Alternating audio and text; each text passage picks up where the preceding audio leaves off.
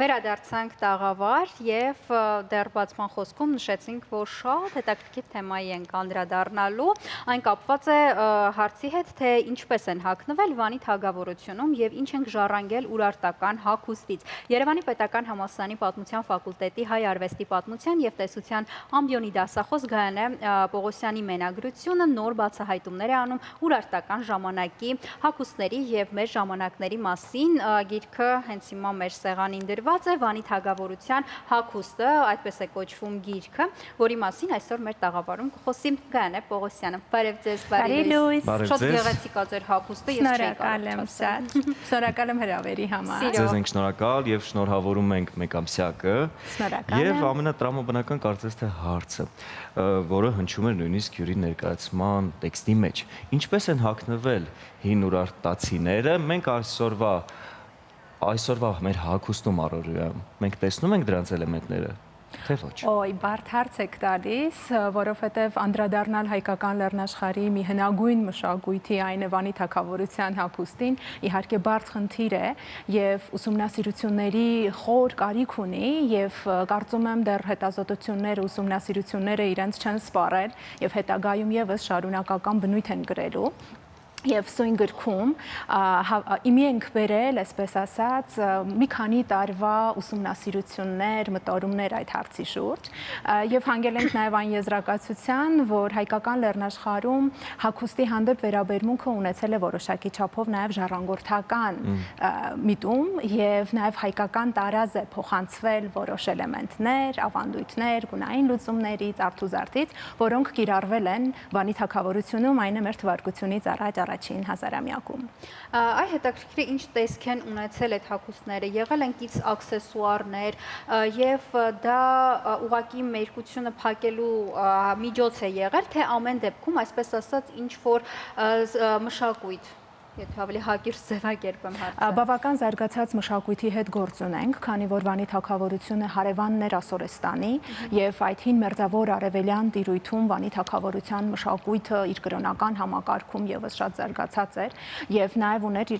իրենում փոխազդեցություններ, որը չենք կարող բացառել, որովհետեւ Վանի թագավորության հագուստում տեսնում ենք նաեւ Ասորեստանում ընդունված նորաձևության, այսպես ասած, արդիմիտումներ այն ժամանակ։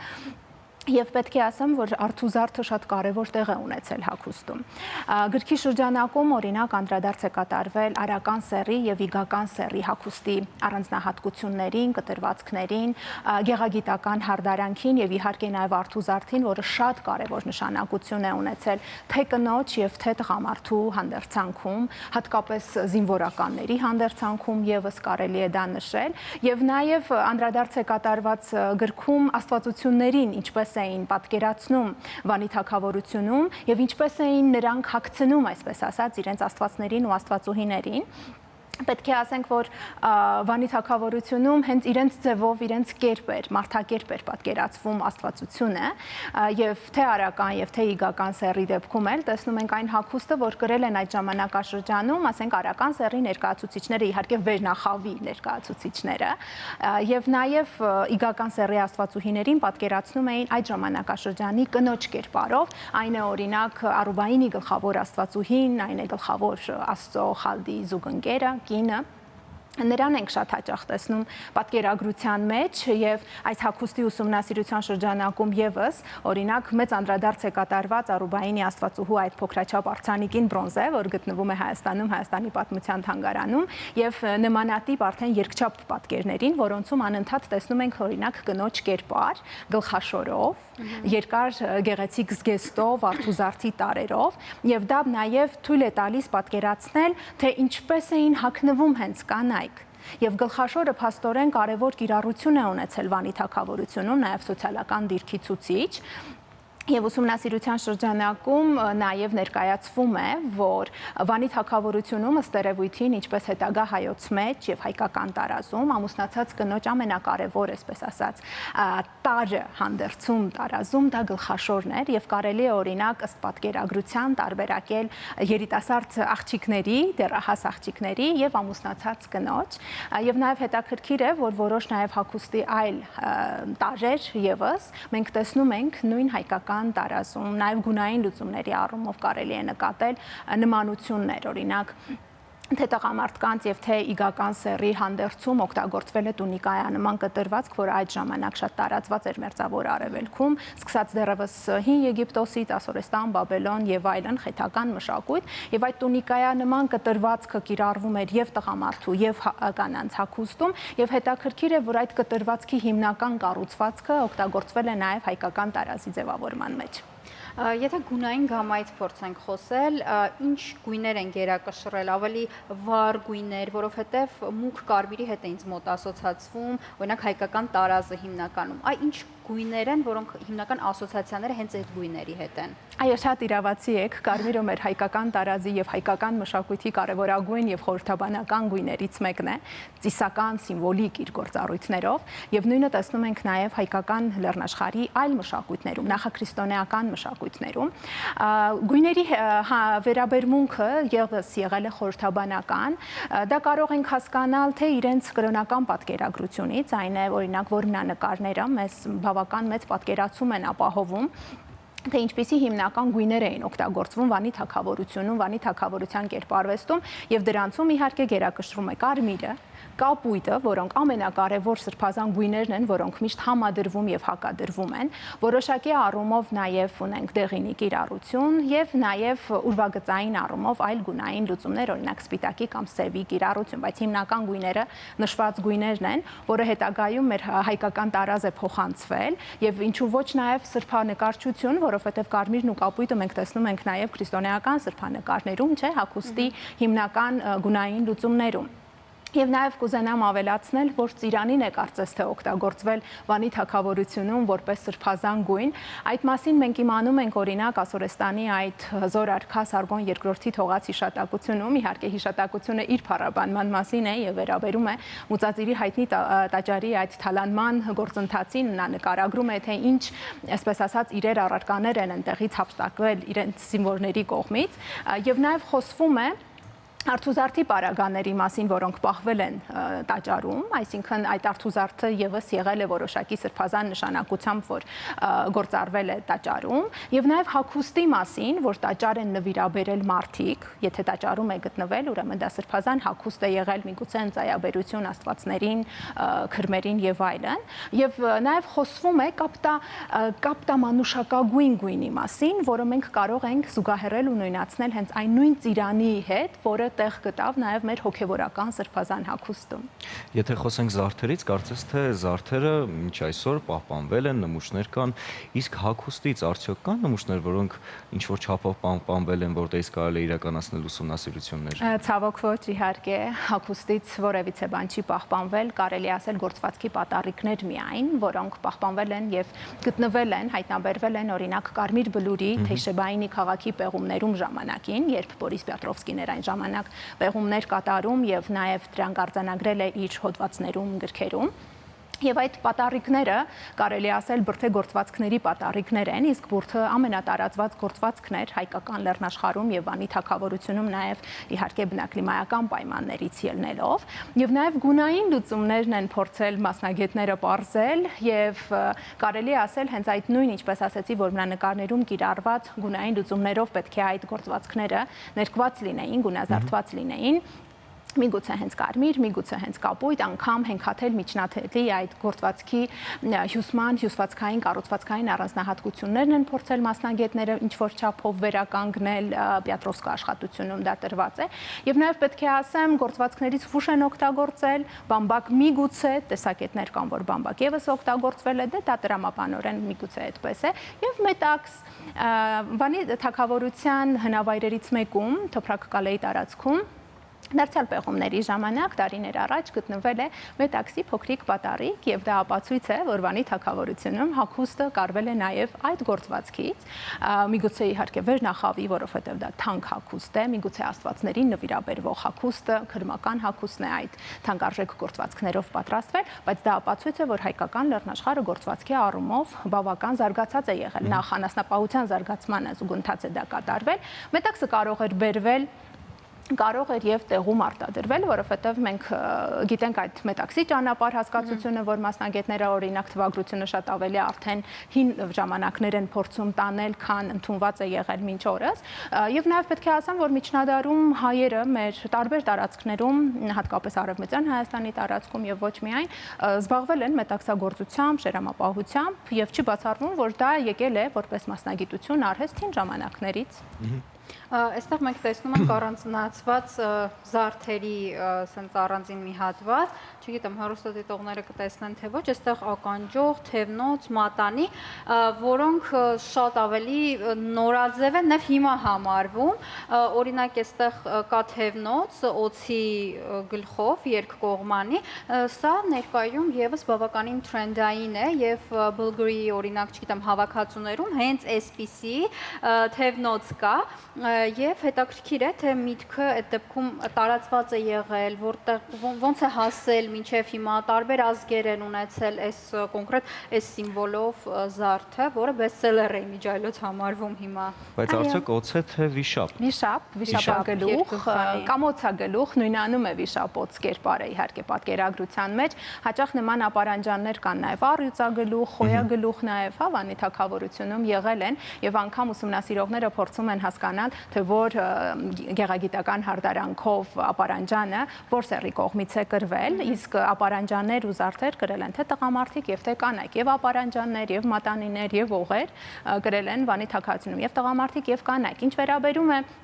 իր գեղագիտական հարդարմանը, այո, շատ նորաձև է հիմա եւ դա մեծ ուրախություն է իհարկե առաջացնում, որ ներկա ժամանակներում էլ օգտվում են, այսպես ասած, ոգեշնչվում են հին ժամանակների մշակույթից, հին արևելքում սա մեծ տարածում է ունեցել, բայց կան որոշակի առանձնահատկություններ մշակումներում, նաեւ պատկերագրական առումով, որ Վանի թագավորությունում եզակի են։ Հետաքրքիր է, որ օրինակ շքասեղներ են նրանք օգտագործել, մազակալ հերակալներ,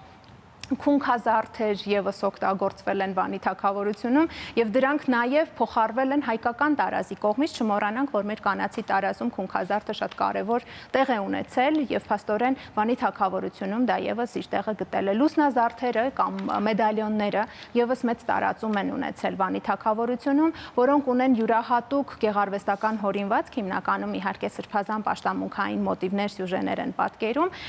եւ նաեւ օրինակ փորձ ենք կատարում ուսումնասիրությունների շրջանակում հասկանալ, թե որ պատկերագրությունը որ դեպքում է գրել մարդ եւ որ սեռի, հա, ներկայացուցիչն է դա գրել, օրինակ գրքի շրջանակում փորձել եմ միտք արտահայտել, որ միգուցե կանանց պատկերներով զարդերը գրել են կանայք, իսկ տղամարդկային, այսպես պատկերներով, աստվածություններով, սրբություններով իհարկե արական սեռի ներկայացուցիչները։ Իսկ համարներ, գոտիներ նույնինք, այսինքն եղել են։ Այո, իհարկե, գոտիները ամենակարևոր արթուզարդի մասն են, դետալն են Վանի թագավորության հագուստ գոտիներ կրել են թե կանայք, թե տղամարդիկ, նույն ձևով պատկերել են թե իրենց աստվածներին ու աստվածուհիներին։ Տարբեր դասի ներկայացուցիչներ են գոտիներ կրել։ Պեղումների ժամանակ օրինակ հայտնաբերված են մեծ քանակով մետաղական գոտիներ, բրոնզե հիմնականում ամենաշատը։ Երկաթե նաև գոտիներ կան։ Նաև փոքրիկի գոտի է հայտնաբերվել, իհարկե չափսերով ավելի փոքր, կարճ եւ ուսումնասիրողները հանգել են այն եզրակացության, որ ըստ երևույթին փոքր տարիքի ներկայացուցիչները, երեխաները եւս իրենց հագուկապում գրել են գոտիներ, միգուցե բավական ճոխ այդպես պատկերագրությամբ գոտիները ավելի տոնական, ծիսական առիթներով են օգտագործել, պետք է որ նաև լինեին գործվածքի գոտիներ, որոնք հետո դարձան մեր հայկական տարազի, չէ, տարբեր շրջանների, հատկապես տղամարդու արթուզարդում, չէ, հագուստում կարևոր բաղադրիչ, գոտին նաև, այսպես ասած, տղամարդկությունը շեշտող ատրիբուտ էր արական սեռի մոտ եւ նաև զինվորները եւս գոտի կրում էին, գոտուց կախում էին իրենց զենքերը, այլ պարագաներ, օրինակ հայկական տարազում գոտին եղել է, այսպես ասած, պայուսակի դեր կատարող, որից անգամ ծխախոտ են կախել եւ փաստորեն նույն այդ միտումը մենք տեսնում ենք հին ու հին ժամանակներում Վանի թագավորությունում։ Այս սա Վանի թագավորության հագուստի ուսումնասիրությունն է։ Այլ թագավորությունների դեպքում կան ուսումնասիրություններ եւ որքանով է հենց Վանի թագավորության այսպես ասած տրենդները եւ նորաձևությունը փոխանցվել օրինակ այլ թագավորություններ։ Ցավոք պետք է նշեմ, որ ավելի շատ մեծ ուշադրություն ենք դարձնում մեր հայկական միջնադարյան ակունքներից եկող տարազին, ուսումնասիրությունները հիմնականում ավելի շատ մեր միջնադարյան եւ հայկական տարազին են վերաբերում, օրինակ մեր հելենիստական շրջանը բացակայում է, ուսումնասիրությունները շատ քիչ են եւ նոր ժամանակներում կարելի է ասել բացակայում են, թե օրինակ ինչպես են հագուստ կրել ինչ նորաձև միտումներ են եղել օրինակ հելենիստական հայկական մշակույթում, դե պարզ է իհարկե փոխարված նորաձևության միտումներ, բայց արժե նաև դա ուսումնասիրել, որովհետև այսպես ասած առաջին անգամ փորձ կատարվեց իմ կողմից գոնե Վանի թագավորության հագուստը փոքրիկ ամփոփ գրքի ձևով ներկայացնել, այնտեղ հակիրճ նկարագիրը տալ, գոնե թե ինչպիսին է եղել այդ հագուստը, ինչպիսի փոխառություններ են հետո գրանցվել, արձանագրվել հետագա մշակույթներում։ Եվ լավ կլինի, որ նաև այս ուսումնասիրությունները շարունակական լինեն եւ նաև այլ մասնագետներ, հատկապես հագուստով զբաղվող մասնագետները այս խնդիրը լուծեն եւ մենք ունենանք Հայաստանում մի մեծ ամբողջական ամփոփ գիրք, որը կներկայացնի հայկական լեռնաշխարհի անհիշելի ժամանակներից եկող հագուստը, իր ազդեցությունը ժառանգորդական, հա, այսպես անցումները դեպի հայկական տարած, ինչու ոչ նաև ժամանակակից հագուստ։ Ժամանակակից մեր օրերում շատ ուրախալի է, որ հատկապես երիտասարդ սերնդի ներկայացուցիչները, նաև դիզայներները որոշակի գոնե զարդամոտիվի ձևով, դետալային առումով գոնե փորձում են լրացնել, համադրել ժամանակակիցը հնի հետ։ Քիչ առաջ նշեցիք մեր զարդերի, ուրարտական զարդերի եզակիության մասին, եթե խոսենք հագուստի եզակիության մասին, ինչքանով էր այն տարբերվում տարածաշրջանում, ինչքանով էր այն մի փոքր ուրիշ, ունիկալ, այսպես ասած։ Դա եւս հետաքրքիր հարց է եւ էլի բարդ, որովհետեւ ուսումնասիրության համար հիմնականում օգտագործվել են մեզ հայտնի հնագիտական արտեֆակտները, այն գտածոները, որոնք կան, ցուցադրվում են եւ հասանելի են ուսումնասիրողին, ոչ միայն Հայաստանում, նաեւ արտերկրի թանգարաններում ու հավաքածուներում պահվող, դրանք հիմնականում քանդակային, պատկերաքանդակային կամ երկչափ լուծումներ են, կամ օրինակ արթուզարդի պարագաների վրայի պատկերներ, գոտիներ, մեդալյոններ, ինչպես նշեցի, դրանց վրայի պատկերները եւս թույլ են տալիս, պաշտամունքային թիթեղներ եւս կան, որոնց պատկերները թույլ են տալիս որոշակի վերականգնել կամ պատկերացում կազմել հագուստի մասին։ Դրանք իհարկե մի քիչ նման են ասուրաբաբելոնական հագուստին, որովհետեւ ինչպես ասեցի, այդ ժամանակաշրջանում նորաձևության միտումները լայնորեն տարածված սփռված էին ողջ տարածաշրջանում։ Բայց որոշակի դետալային առումով մենք տեսնում ենք, որ Վանի թագավորության կերպարային լուծումներում կան յուրօրինակ մոտեցումներ, օրինակ հենց այս օրինակ պատկերը, որ այս գրքի շապիկին է դրվել, սա իմ հեղինակային էսքիզով կատարված լուծում է, որը արհեստական բանականության շնորհիվ փորձել ենք գեներացնել ավելի պայծառ կերպար ստանալու, ավելի կենդանի կերպար ստանալու համար, այս կերպարը գոյություն է ունեցել Վանի թագավորությունում, որովհետև օգտվել եմ իրեն վերականգնելուց հենց պաշտամունքային մի թիթեղի վրա, օրհնության կամ ողջույնի դիրքով կանգնած մի կերպարից, աստվածությունն է գահին բազմած, եւ իր առջև, այսպես ասած, վերնախավի ներկայացուցիչներ են, եւ այս կերպարը ստացել եմ հենց առաջին կանգնած կերպարից, եւ ըստ երևույթին նա արքան է, որը հանդես էր գալիս ժամանակին արքա աստված, որովհետև հին արևելքում աստվածների, այսպես ասած, գործառույթները կրում էին արքաները, իհարկե քաղաքական առումով դա այսպես ընդունված էր, եւ կարող էր նա նաեւ լինել գլխավոր քուրմը երկրի, որովհետև նման գործառույթներ եւս նա կատարում էր, եւ փաստորեն այս կերպարը, որին վերցրել եւ փորձել եմ գունավորել, ստանալ իր ավելի կենդանի իրական պատկերը, շատ ավելի տարբերվում է, օրինակ ասուրաբաբելոնական կամ հարևան այլ մշակույթների կերպարներից որոշակի դետալային առումով տարբերություններ կան, ընդհանուր առմամբ ուրվագծային նույնն են, միգուցե գործվածքի զարդանախշի մոտեցումները նման են եղել, բայց որոշակի տարերում իհարկե եղել են տարբերություններ։ Դա նույնն է, ինչ հիմա մենք համեմատենք վերնախավի ներկայացուցիչներին, պաշտոնյաներին եւ այլն, որ ամբողջ աշխարհում չէ նորաձևությունը նույնն է, փոխառված միտումները նույնն են եւ մարդիկ ժամանակի ոգով են այսպես չէ, շարժվում ու հագնվում։ Նույնը այն ժամանակ էր եւ հին արևելքի մարդը փորձում էր իր ժամանակի ոգուն համապատասխան հագնվել եւ նաեւ կրոնական համակարգին համապատասխան, որովհետեւ կրոնը եւս շատ կարեւոր է եղել։ թե արթուզարդի առումով, թե հագուստի ընտրության, թե այդ գունային լուծումների, պատկերների ընտրության առումով հենց կրոնական համակարգը գերիշխող է եղել, որովհետև իրենք ապրել են դիցապետական թագավորությունում եւ յուրաքանչյուր երևույթի տվել են հենց սրբազան նշանակություն։ Եվ դա փոխարվել է հայկական տարազի կողմից, որովհետև չմոռանանք, որ թե գույները, թե զարդանախշի տեսակները եւս ունեցել են խորհրդաբանական նշանակություն, որտեղ անեն զարդը, որպեսզի այն ունենա որոշակի պահպանական, գործառույթ, օրինակ հայկական տարազում եւ արական եւ իգական սեռի հագուստի դեպքում զարդամոտիվները այդ պահպանական գործառույթը ունեին։ Խղանցքի հատվածում կնոջներ պաշտպանում, օրինակ հղի կանանց խղանցքի հատվածում արվում էին յուրատեսակ պտղաբերության հետ կապվող զարդաձևեր, որոնք պահպանելու էին։ Կրծքի հատվածում, տղամարդկանց շապիկների որոշակի հատվածներում եւս այդ առնական ուժի պահպանության ու պտղաբերության ուժի պահպանության համար եւս կային որոշակի զարդաձևեր, որոնք գալիս էին պտղաբերության գաղափարից